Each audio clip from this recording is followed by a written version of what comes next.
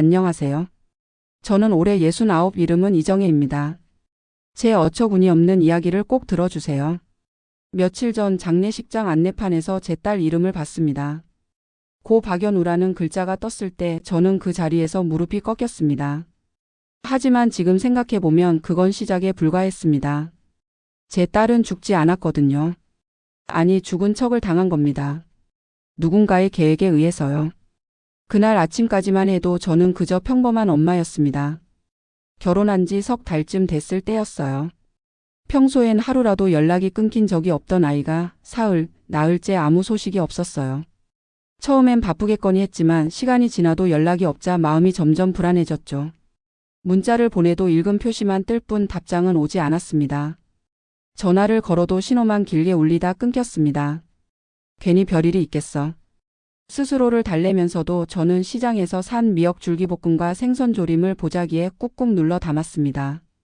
딸이 좋아하는 반찬이었거든요. 연우 신혼집 주소는 몇 번이고 택배를 보낼 때 외웠지요. 버스를 2번 갈아타고 아파트 단지 입구를 지나 엘리베이터를 탔습니다. 7층에서 내려 복도를 걸어가는데 겨울비처럼 싸늘한 공기가 목덜미를 스쳤습니다. 현관 앞에 섰습니다. 문고리 옆 초인종이 푸른 링을 빙그르 돌며 켜졌고 저는 떨리는 손가락으로 눌렀습니다. 딩-동. 아무 기척도 발소리도 문틈에 반짝이는 그림자도 없었습니다. 한 번 더. 또 한 번. 초인종의 미세한 전자음만 공중에 맴돌 뿐 집안은 텅 빈 동굴처럼 조용하기만 했습니다. 저는 휴대폰을 꺼내 통화 목록에 연우를 눌렀습니다. 전화를 받을 수 없습니다. 라는 기계음이 이빨로 씹는 얼음처럼 차갑게 귀를 긁었습니다. 가슴이 철렁 내려앉았습니다. 뭔가 잘못됐다는 느낌. 그 느낌이 등골을 타고 올라왔습니다. 그때였습니다. 옆집 문이 스르르 열리더니 연배 비슷한 아주머니가 얼굴을 내밀었습니다. 저 누구세요? 아, 저는 옆집 새댁 친정엄마예요. 딸한테 연락이 안 돼서요. 아주머니가 난감한 표정을 지었습니다. 입술을 몇 번 달싹이더니 조심스럽게 말했습니다. 아이고 어쩌나. 그 집 새댁 돌아가셨어요. 그 말이 귓속으로 들어왔지만 제대로 이해되지 않았습니다. 네? 뭐라고요? 어제 구급차 왔어요. 다들 장례식장 갔다고 하더라고요. 돌아가셨다는 세 글자가 제 귓속에서 천천히 펴졌다 접혔다 하더니 바닥으로 떨어져 산산조각 났습니다. 저는 보자기를 떨어뜨린 것도 모른 채 아주머니가 건넨 작은 쪽지를 움켜쥐었습니다. 볼펜으로 휘갈긴 장례식장 이름과 빈소 번호가 적혀 있었습니다. 계단을 내려가는 내내 다리가 제 것 같지 않았습니다. 한 발 한 발 내디딜 때마다 무릎이 꺾일 것 같았지요. 아파트 입구를 빠져나와 택시를 잡았습니다. 기사님한테 쪽지를 내밀고는 그저 여기요 라고만 말했습니다. 목소리가 제대로 나오지 않았거든요.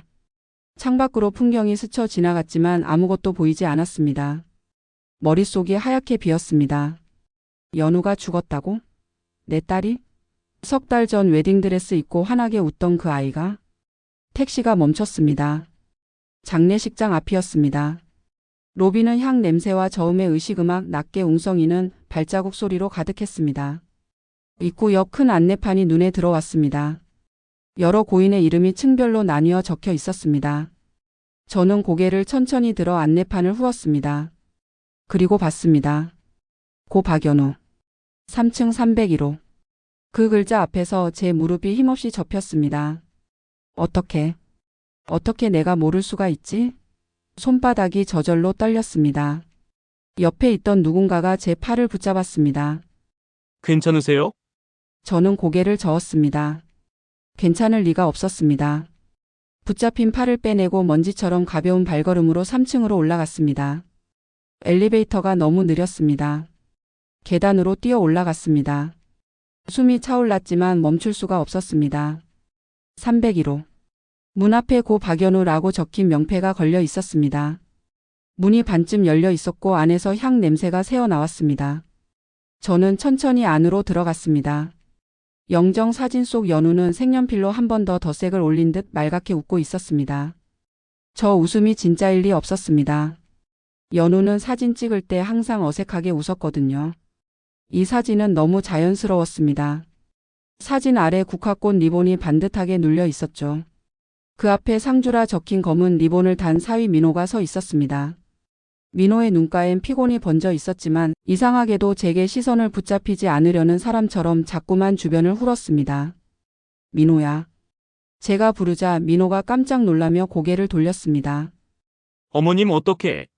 어떻게라니? 내 딸이 죽었는데 어떻게 모를 수가 있어? 왜 연락을 안 했어? 민호는 입술을 달싹이더니 시선을 피했습니다. 죄송합니다. 너무 급하게 일이 진행돼서 고모님이 알아서 하신다고. 그때 한 여인이 다가왔습니다. 연우를 어릴 때부터 우리 아이라고 부르며 데려갔던 고모 승주였습니다. 어머니, 진정하세요. 여기서 이러시면 곤란해요. 곤란? 내 딸이 죽었는데 어머니가 아니라 곤란이 먼저야? 제가 소리치자 조문객 몇이 고개를 돌렸습니다. 승주는 제 팔을 잡아 빈소 맞은편 작은 접견실로 저를 끌고 들어갔습니다. 문이 닫히자 승주는 소곤거리는 목소리로 말했습니다. 어머니, 진정하세요. 지금 상황이 복잡해요. 복잡? 뭐가 복잡해? 내 딸이 죽었는데 뭐가 더 복잡해? 승주가 한숨을 쉬었습니다. 지금 빚이 몰려 있어요. 사업 명의가 연우로 되어 있는 게 있어서 조용히 지나가야 해요. 뭐라고? 승주의 눈빛은 낮고 억눌린 불안으로 번들거렸습니다. 사망 처리가 되면 정리되는 부분이 있어요. 빚쟁이들이 여길 다 지켜보고 있어요. 그러니까 제발. 그 말은 기름을 머금은 성냥불 같았습니다. 저는 숨을 들이켰다가 내뱉지도 못한 채 승주의 손을 뿌리쳤습니다. 연우는 어디 있지? 직접 봐야겠어. 승주는 표정 하나 변하지 않고 고개를 가로저었습니다. 지금은 못 봐요.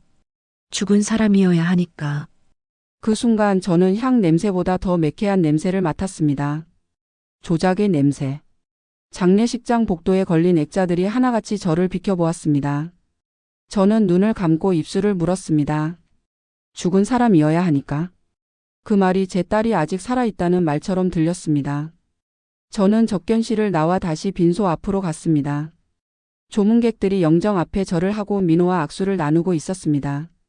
저는 그 모습을 멍하니 바라보다가 문득 빈소 한쪽 구석에 놓인 물건들을 보았습니다.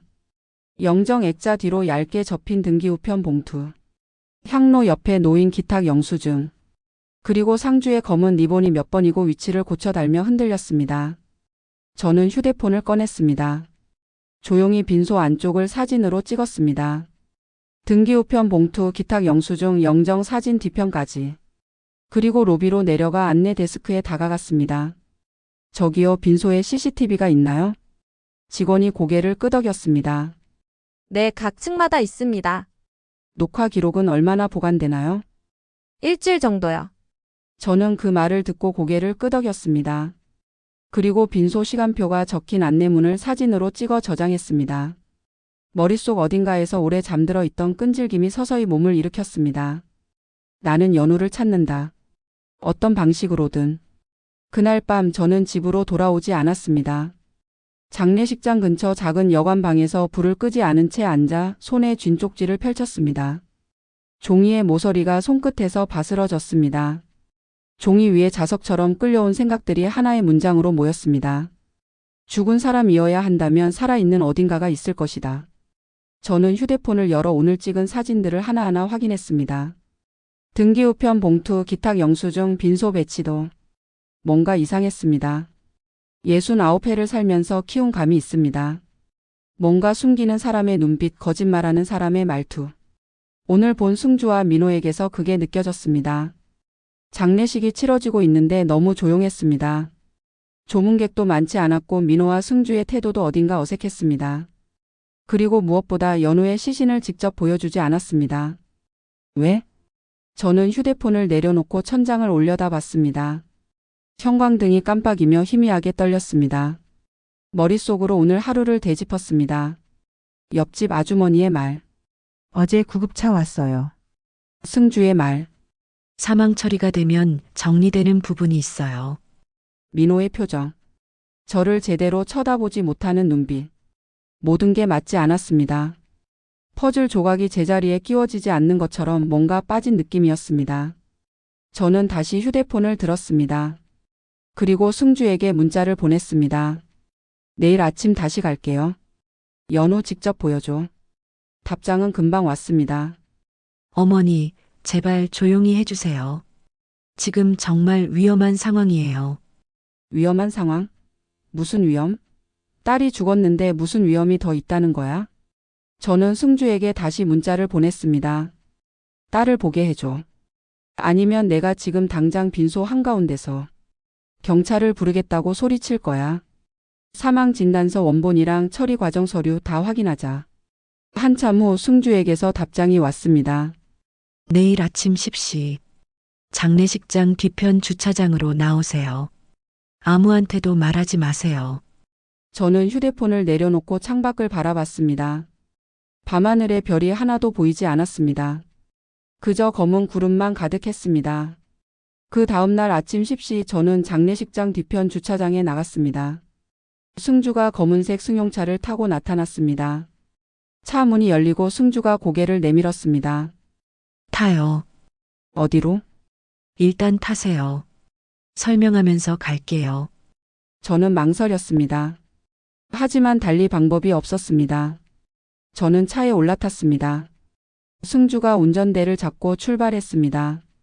차는 도심을 빠져나가 외곽으로 향했습니다. 한참을 달리다가 승주가 입을 열었습니다. 어머니, 제가 설명할게요. 하지만 끝까지 들어주세요. 저는 대답하지 않았습니다. 그저 창밖을 바라보며 길을 열었습니다. 연우가 살아있어요. 그 말에 저는 고개를 확 돌렸습니다. 뭐라고? 연우는 죽지 않았어요. 지금 다른 곳에 숨어 있어요. 왜? 왜 그런 거짓말을 했어? 승주가 한숨을 쉬었습니다. 빚 때문이에요. 연우 명의로 된 사업이 몇 개 있는데 다 망했어요. 채권자들이 달라붙어서 이 방법밖에 없었어요. 저는 주먹을 불끈 쥐었습니다. 딸을 죽은 사람으로 만드는 게 방법이야? 어머니, 진정하세요. 일단 연우 만나보고 얘기해요. 차는 도시 변두리 단독주택 앞에 멈췄습니다. 대문 앞마당에는 햇볕에 바랜 파라솔과 접힌 캠핑 의자가 방치되어 있었고 창틀에는 오래된 스티커가 들뜨고 있었습니다. 승주가 차에서 내렸습니다. 저도 따라 내렸습니다. 승주가 대문을 열고 안으로 들어갔습니다. 거실 문이 열리자 한 걸음 뒤에서 연우가 나왔습니다.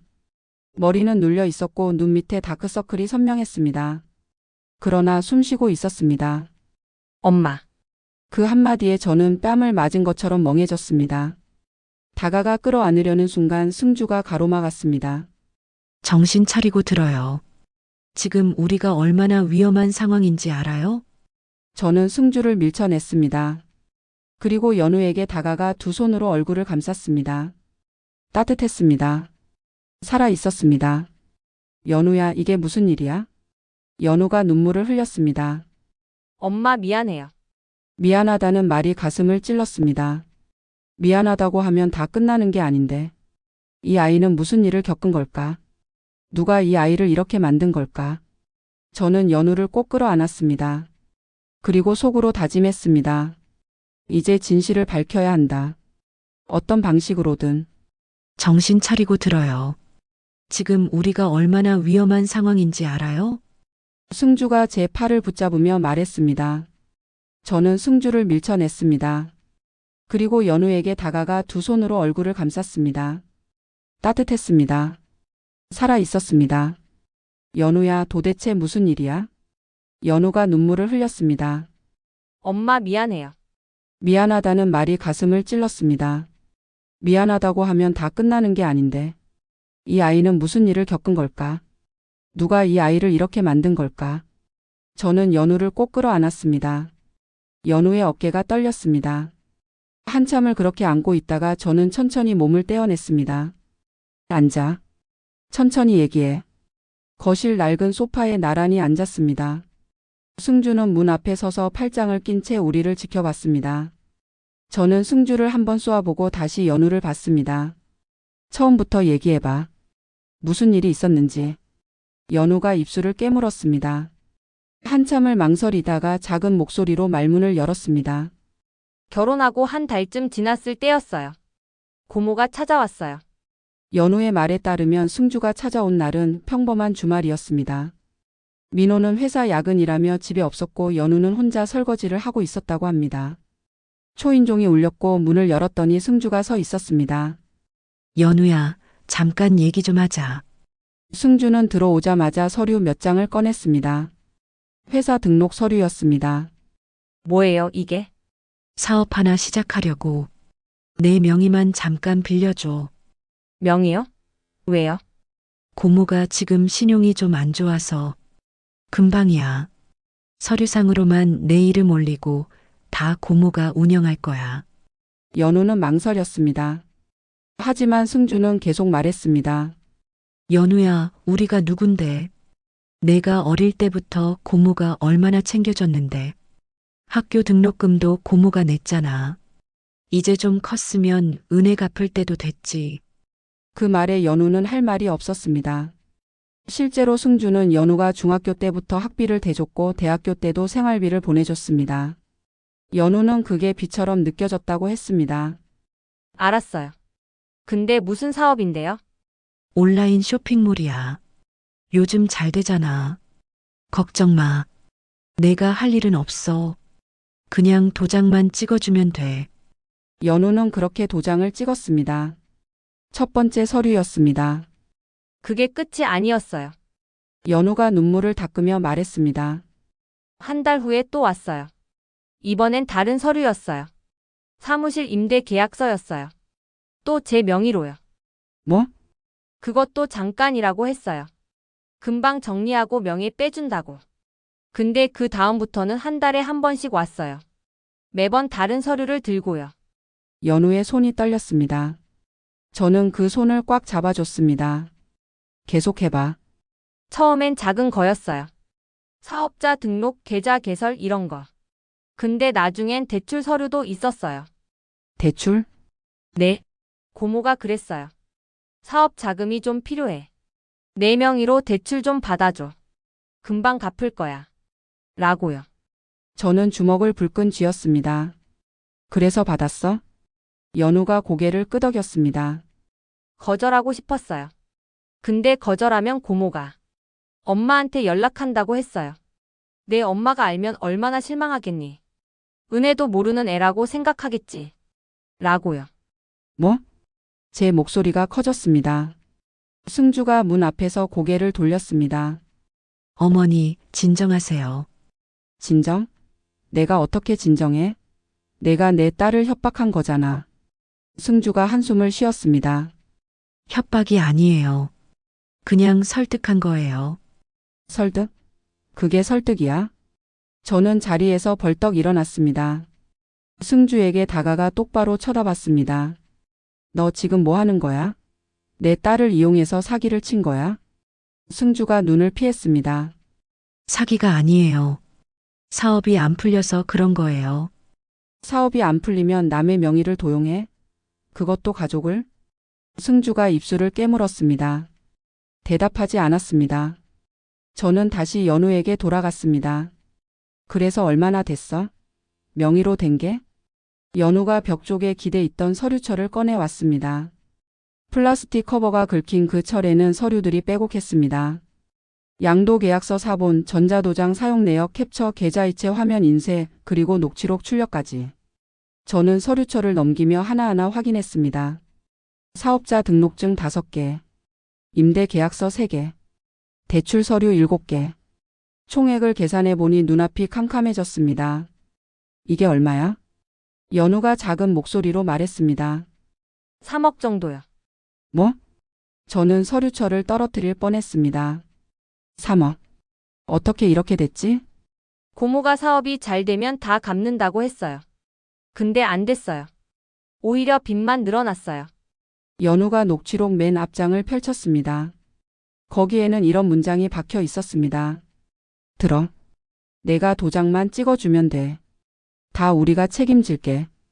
가족끼리 하는 일이야. 저는 그 문장을 읽고 또 읽었습니다. 가족끼리라는 말이 칼처럼 가슴을 찔렀습니다. 연우야, 이 녹음은 언제 한 거야? 2달 전이요. 고모가 또 서류를 들고 왔을 때요. 그때부터 뭔가 이상하다고 느껴서 몰래 녹음했어요. 잘했어. 저는 연우의 머리를 쓰다듬었습니다. 이거 증거야. 내가 강요당했다는 증거. 저는 서류철을 계속 넘겼습니다. 그러다가 등기 우편 반송 봉투를 발견했습니다. 수신인은 연우였고 발신인은 민원가였습니다. 사망 사실 확인 관련 회신이라는 제목이 적혀 있었습니다. 봉투 입구에는 수취인 부재 도장이 쿵 내려앉아 있었죠. 이건 뭐야? 연우가 봉투를 보더니 고개를 저었습니다. 저도 몰라요. 고모가 받은 거예요. 저는 승주를 쳐다봤습니다. 이게 뭐야? 사망 사실 확인? 승주가 시선을 피했습니다. 그게 대답해. 제 목소리가 거실에 울렸습니다. 승주가 한숨을 쉬었습니다. 빚쟁이들이 너무 많이 몰려들어서 방법이 없었어요.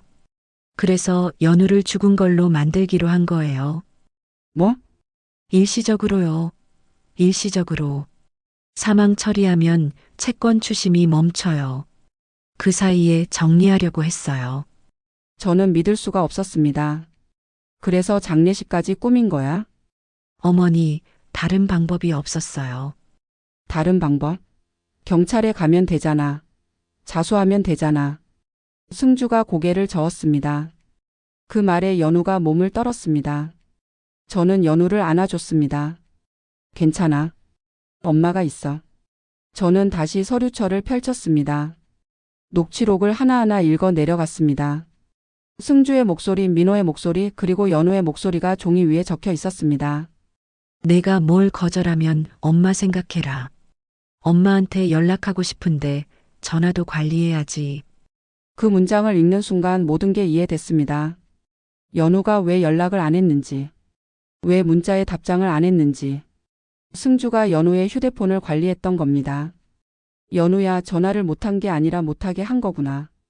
연우가 고개를 끄덕였습니다.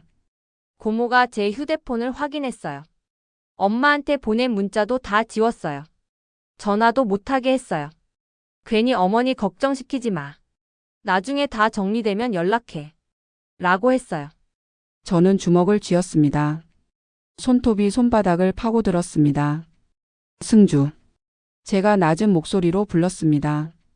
승주가 고개를 들었습니다. 너 지금 뭐 한 건지 알아? 승주가 대답하지 않았습니다. 너는 내 딸을 이용했어. 협박했어. 그리고 죽은 사람으로 만들었어. 이게 가족이 하는 짓이야? 승주가 입술을 깨물었습니다. 어머니, 저도 어쩔 수 없었어요. 빚에 쪼들려서 빚? 빚 때문에 사람을 죽은 걸로 만들어? 저는 자리에서 일어났습니다. 그리고 휴대폰을 꺼냈습니다. 뭐 하시려고요? 승주가 다급하게 물었습니다. 경찰에 신고할 거야. 안 돼요. 승주가 달려와 제 손을 붙잡았습니다. 어머니, 제발. 연우도 같이 끝나요. 저는 승주의 손을 뿌리쳤습니다. 끝나는 게 아니야. 시작하는 거야. 저는 연우를 돌아봤습니다. 연우야. 연우가 눈물 가득한 눈으로 저를 봤습니다. 우리가 경찰에 가자. 내가 모아둔 이 증거들 지금 내 손에 있다. 내가 가담한 부분이 있다면 숨김없이 인정하자. 그리고 피해자들에게 가서 직접 사과하자. 연우의 어깨가 크게 떨렸습니다. 엄마, 나 감옥 가면 어떡해? 가야 한다면 가는 거다. 잘못은 죄로 갚고 남은 삶은 제대로 살아. 하지만 조건이 있다. 연우가 눈을 들었습니다. 첫째, 모든 공모 과정을 진술하고 법정에서 증언할 것. 둘째, 민사상 피해 회복에 가능한 모든 방법으로 참여할 것. 셋째, 나와의 관계에 대해 용서를 서두르지 말 것. 우리는 먼저 책임을 치르고 그 다음에 사이가 회복되는 법을 배워야 해. 연우는 울음을 삼키며 고개를 끄덕였습니다. 그 고개 끄덕임은 어린 시절 엄마 잘못했어요 하던 그 표정과 겹쳐 보였습니다. 저는 조용히 휴대폰을 열어 112를 눌렀습니다. 그리고 아주 또박또박 말했습니다. 허위사망 및 명의도용 관련 제보를 하려고 합니다. 증거물을 제출하겠습니다. 전화를 끊자마자 승주가 소리쳤습니다. 정신 나갔어요? 어떻게 하려고? 다 끝장나. 저는 서류철을 품에 안고 승주를 똑바로 바라보았습니다. 끝장내러 가는 길이야. 그 말은 내 평생 가장 단단한 문장처럼 내 안에서 울렸습니다. 승주가 문을 열고 나가려고 했습니다. 하지만 저는 승주의 팔을 붙잡았습니다. 어디가? 나요. 안 나. 너도 경찰한테 얘기해야 해. 싫어요. 승주가 제 손을 뿌리치려고 했습니다. 하지만 저는 놓지 않았습니다. 69회를 산 힘이 소나기에 실렸습니다. 연우야, 문 잠가. 연우가 일어나 현관문을 잠갔습니다. 승주가 당황한 표정으로 주위를 둘러봤습니다. 뭐 하는 거예요? 경찰 올 때까지 여기 있어. 너도 같이 가야 해. 승주가 소파에 주저앉았습니다. 고개를 푹 숙이고 손으로 얼굴을 감쌌습니다. 끝났어. 다 끝났어. 저는 승주를 내려다봤습니다. 연민 같은 건 느껴지지 않았습니다. 그저 차가운 분노만 남아 있었습니다. 20분 후 초인종이 울렸습니다. 경찰이었습니다. 2명의 형사가 들어왔습니다. 신고하신 분이시죠? 네, 저예요. 저는 서류철을 건넸습니다. 여기 증거물이 있어요. 제 딸이 명의를 도용당했고 허위로 사망 처리됐어요. 이 사람이 주범이에요. 저는 승주를 가리켰습니다. 형사가 승주를 봤습니다. 신분증 있으세요? 승주가 떨리는 손으로 지갑을 꺼냈습니다. 형사가 신분증을 확인하고 수첩에 뭔가를 적었습니다. 일단 서해 가서 얘기 들어야겠습니다. 같이 가시죠. 승주가 고개를 들었습니다. 눈에 눈물이 고여 있었습니다. 어머니, 정말 이러시는 거예요? 저는 대답하지 않았습니다. 그저 돌아섰을 뿐이었습니다. 형사가 승주를 일으켰습니다. 승주가 비틀거리며 일어났습니다. 다른 형사가 연우에게 다가왔습니다.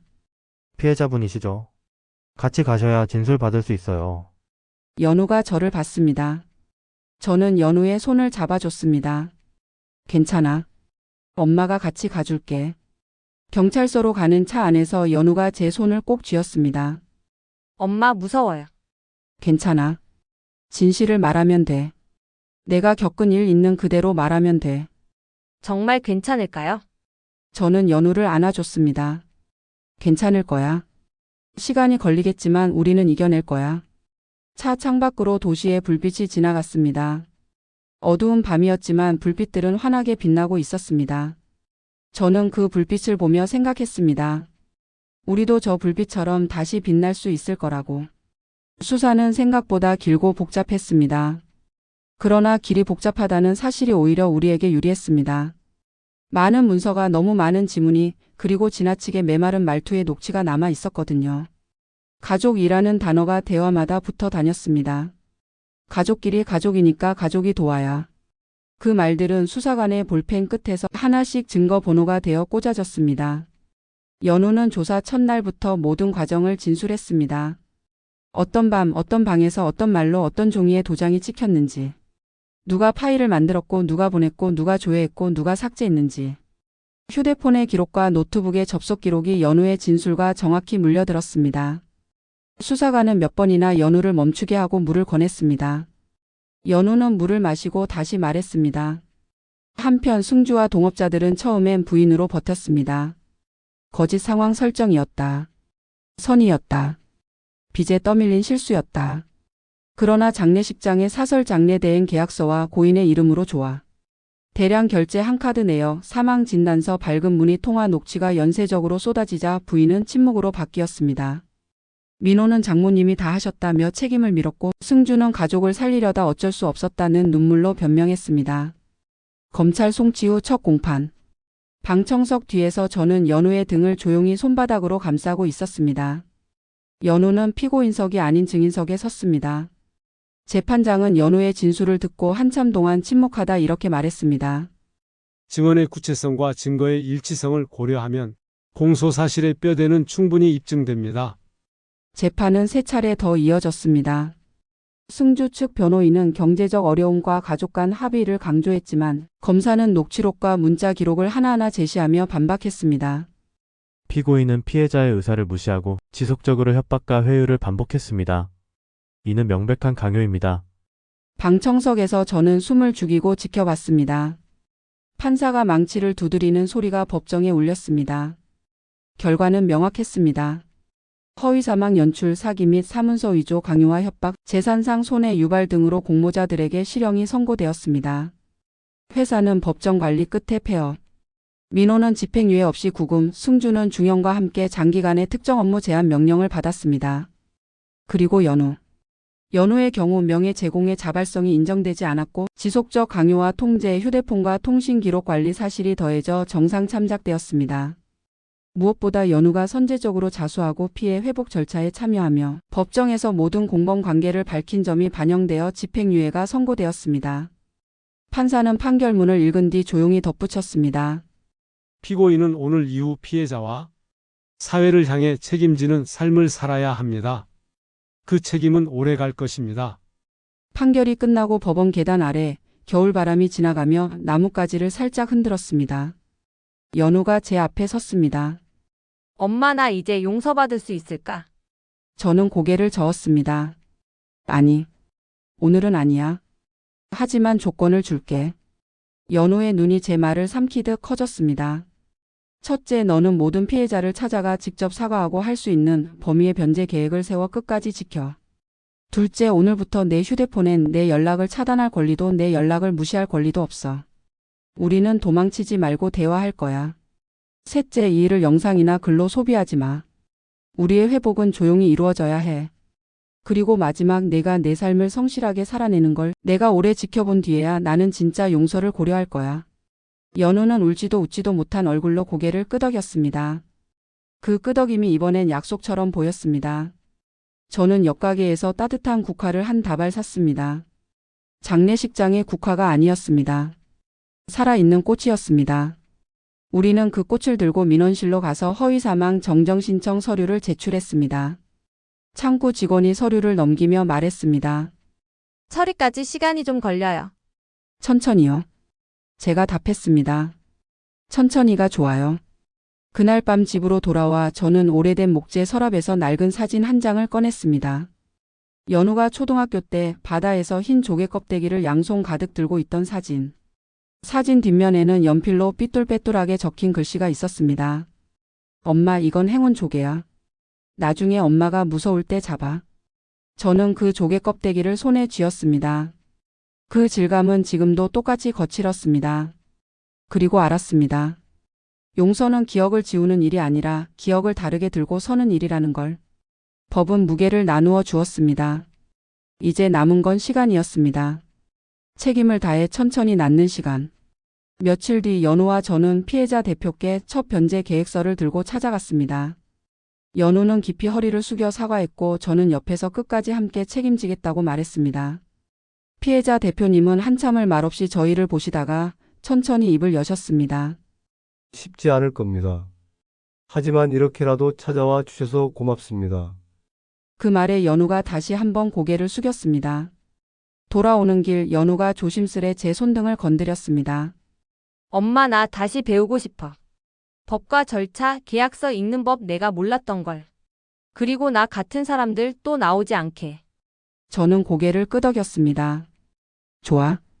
근데 조건 하나 더. 연우가 웃었습니다. 또요.